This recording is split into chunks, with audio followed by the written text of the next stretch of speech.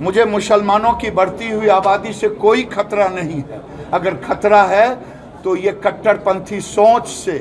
भारत को खतरा है कट्टरपंथी सोच से, ना कि मुसलमानों से। और भारत को विकसित राष्ट्रों की श्रेणी में लाने के लिए लाना होगा जनसंख्या नियंत्रण कानून। 2 दिवसीय यात्रा पर कटिहार आए भारत सरकार में ग्रामीण विकास विभाग एवं पंचायती राज विभाग के मंत्री और भाजपा के फायर ब्रांड नेता गिरिराज सिंह ने जिला प्रशासन और पंचायत प्रतिनिधियों के साथ विकास भवन में आज समीक्षात्मक बैठक की। जिले में हो रहे सरकारी योजनाओं का लाभ और विकास पर समीक्षा किया। इस अवसर पर बिहार के उप मुख्यमंत्री तारकिशोर प्रसाद भी मौजूद थे। समीक्षात्मक बैठक के बाद पत्रकारों से पूछे गए सवालों के जवाब में भारत सरकार के मंत्री गिरिराज सिंह ने कहा, जीतन राम मांझी के द्वारा बीते दिनों भगवान राम को काल्पनिक कहे जाने को लेकर कहा कि जिनका जो कहना हो कहे। मेरा मानना है भारत की सांस्कृतिक धरोहर सनातन धर्म राम से जुड़ा हुआ है, कृष्ण से जुड़ा हुआ है, भगवान शंकर से जुड़ा हुआ है। हम तो सर्वे भवन्तु सुखिनः सर्वे सन्तु निरामयः को मानते हैं।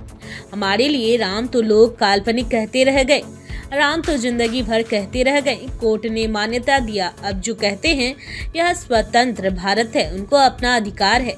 इस देश में एक वर्ग है जो भारत में डराने की कोशिश कर रहा है। कभी सरिया कानून के नाम पर मुझे मुसलमानों की बढ़ती हुई आबादी से कोई खतरा नहीं है। अगर खतरा है तो यह कट्टरपंथी सोच से, जो कभी मुर्तजा के रूप में हमला करते हैं, कभी शरजील इमाम के रूप में CAA के विरोध करते हैं, आसाम को भारत से काटने की बात करते हैं, कभी हिजाब आंदोलन के नाम पर बदनाम करने की कोशिश करते हैं। यह कट्टरपंथी सोच जो देश में सरिया कानून स्थापित करना चाहते हैं। भारत को खतरा इस सोच से है, ना कि मुसलमान से। इस देश में एक वर्ग है जो भारत में डराने की कोशिश कर रहा है, कभी सरिया कानून के नाम पर। मुझे मुसलमानों की बढ़ती हुई आबादी से कोई खतरा नहीं है। अगर खतरा है तो ये कट्टरपंथी सोच से, जो कभी मुर्तजा के रूप में हमला करते हैं, कभी शरजील इमाम के रूप में CAA के विरोध करते हुए आसाम को भारत से काटने की बात करते हैं, कभी हिजाब आंदोलन के नाम पर बदनाम करने की कोशिश करते हैं।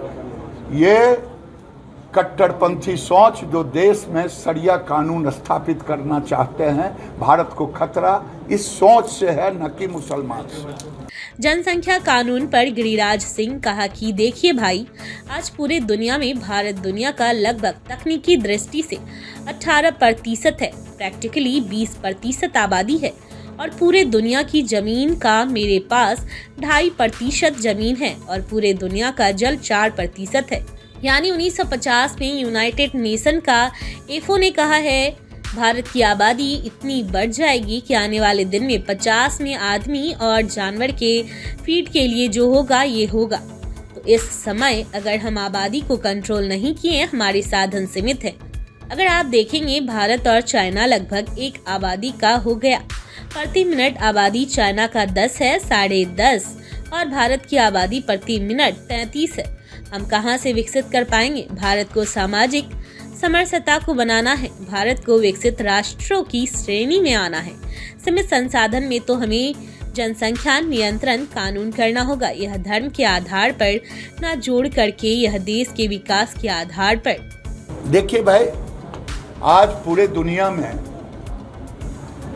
भारत दुनिया का लगभग तकनीकी दृष्टि से 18% है, प्रैक्टिकली 20% आबादी है, और पूरे दुनिया के जमीन का मेरे पास 2.5% जमीन है, और पूरे दुनिया का जल 4% है।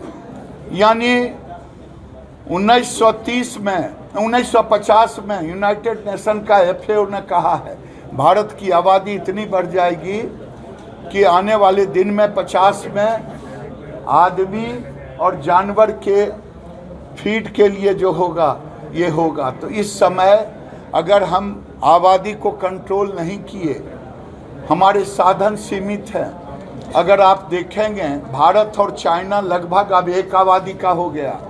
प्रति मिनट आबादी चाइना का 10 है, 10.5, और भारत की आबादी प्रति मिनट 33 है।